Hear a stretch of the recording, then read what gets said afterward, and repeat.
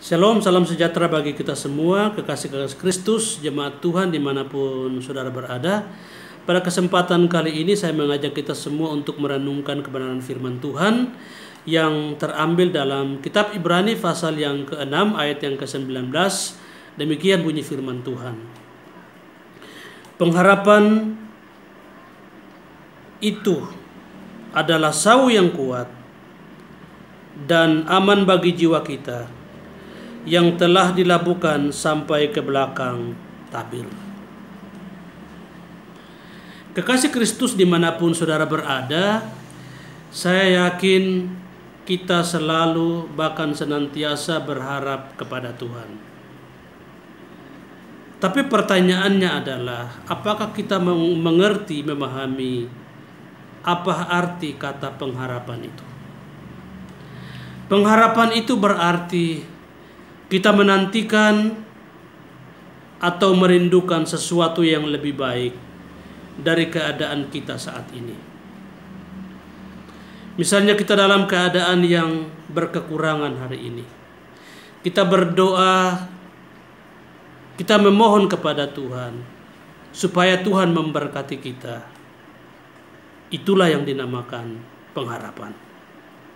Merindukan sesuatu, merindukan keadaan yang lebih baik dari keadaan kita hari ini. Dan penulis kitab Ibrani ini mengatakan bahwa pengharapan itu seperti sau yang kuat. Dan dalam ayat yang ke-13, beberapa ayat di atas dari ayat yang sudah kita bacakan tadi, penulis ini memberikan contoh, mengangkat kehidupan dari Abraham. Bagaimana Abraham yang tidak punya dasar untuk berharap, tapi dia pegang janji itu. Dia tetap percaya dan berharap bahwa apa yang Tuhan janjikan itu pasti Tuhan genapi. Dan pada akhirnya benar Tuhan menggenapi dalam kehidupan Abraham. Dan penulis ini berkata bahwa pengharapan itu seperti sau yang kuat. Sau itu berarti jangkar. Jangkar berarti sangat erat hubungan dengan kapal atau perahu.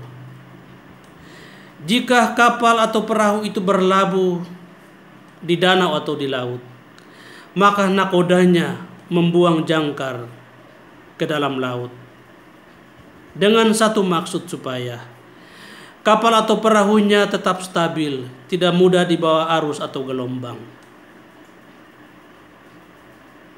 Dan firman Tuhan berkata bahwa pengharapan kita itu seperti jangkar dan aman bagi jiwa kita.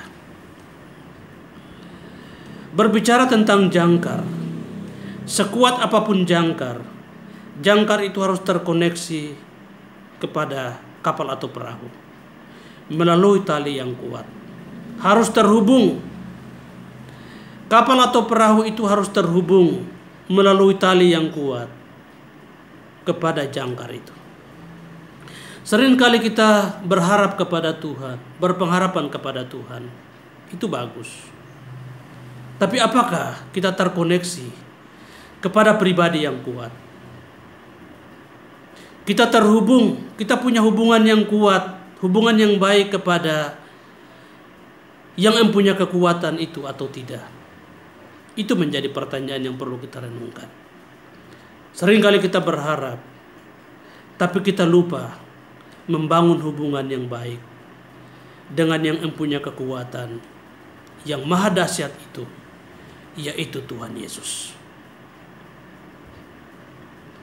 Dan penulis juga berkata bahwa pengharapan itu seperti sau yang kuat dan aman juga bagi jiwa kita.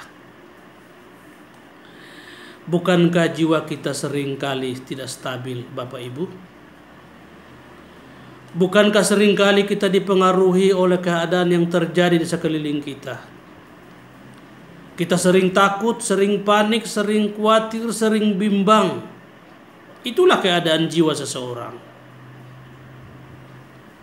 Tetapi ketika orang itu berpengharapan kepada pribadi yang kuat, yaitu Tuhan, maka jiwanya akan aman. Tetapi jika orang itu tidak punya hubungan yang baik, tidak terkoneksi kepada kekuatan lebih dahsyat dari dirinya, maka orang itu pasti gelisah. Orang itu pasti bimbang. Orang itu pasti panik. Pengharapan kepada Tuhan, pengharapan kepada kekuatan yang maha dahsyat itu bisa memberikan keamanan dan ketenangan bagi jiwa kita. Saya mengutip perkataan Raja Daud. Dia berkata bahwa hanya dekat Allah saja aku tenang, daripadanya lah keselamatanku. Kenapa Daud bisa berkata seperti itu? Karena dia selalu dekat dengan Tuhan.